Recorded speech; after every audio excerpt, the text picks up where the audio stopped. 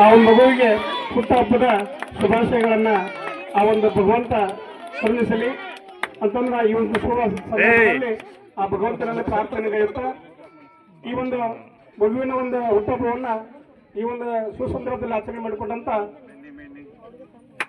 Many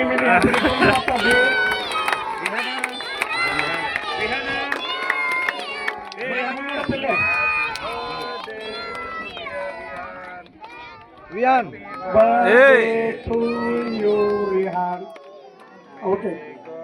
Bless you. May God bless you.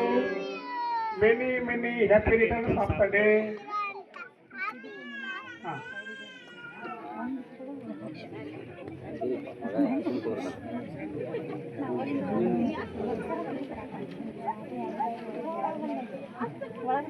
ಬರ್ರಿ sir ಇಲ್ಲ ನಮ್ಮ ಬರ್ರಿ